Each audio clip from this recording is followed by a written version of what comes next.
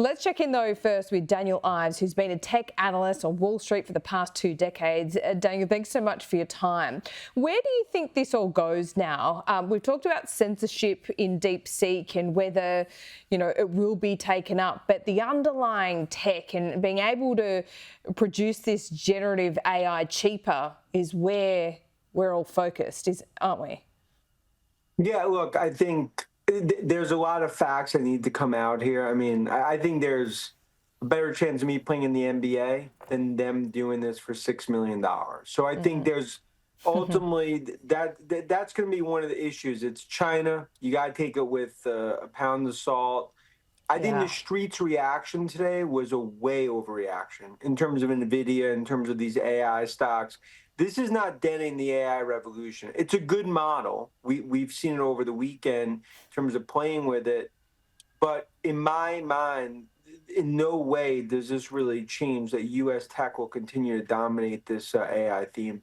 Now, that's really interesting. So why do you say that is? Because Silicon Valley has certainly been leading the way. We know that generative AI is enormously expensive and energy intensive. Now, apparently, this Chinese company with 200 staff has come up with a way to essentially do it with less chips, if I can put it in layman's terms. Is that correct? So a far cheaper way to do it.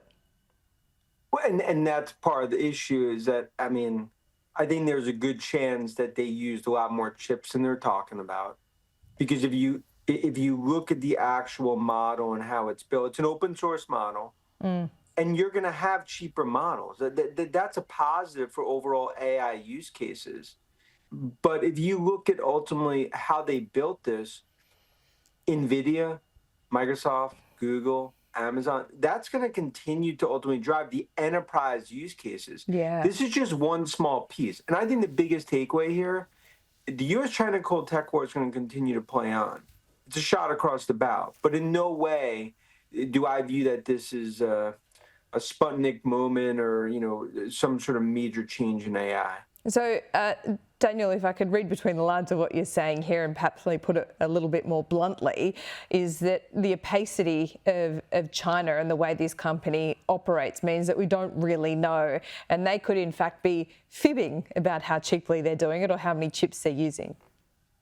Yeah, you could argue it's possible, hypothetically, that they're using 30 to 50,000 Nvidia H100 chips. In that case, 6 million is just a small fraction, right? So when you think about the overall CapEx, Microsoft's spending 80 billion. Meta's spending 65 billion. They're well aware of what DeepSeek's done here. So it just speaks to there's a lot more information that needs to come out. And that's why I just believe this overreaction.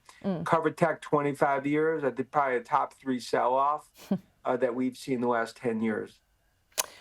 So what about all these expensive data centres that are being built? We're doing it here in Australia. We saw Trump announce less than a week ago that there would be almost $1 trillion spent on new data centres right across the United States.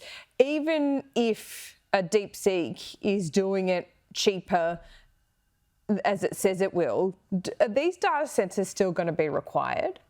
Yeah, just to put it in terms, let's say, you have a large enterprise in Australia that's going to be building this out. They're going to need 100x the amount of scalability, even if they go past, call it 200-300 users on an enterprise. And that's where you need data centers. If me or you are going on the App Store, going for DeepSeek and doing just like a ChatGPT, that's one thing. The enterprise scale is a total different. And that's why $2 trillion of AI CapEx will be spent next 3 years. Right. So, where's this headed then? You say it's a market overreaction.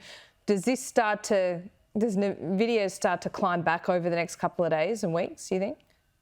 I think it's a golden buying opportunity. I think when it comes to Nvidia, when it comes to overall big tech, and I do think over the coming weeks and months, as more come out about DeepSeek, I think it's going to look a lot less glorious in terms of some sort of Albert Einstein moment, the way it's been depicted today. And that's really our call. That's what we've been hand-holding investors through.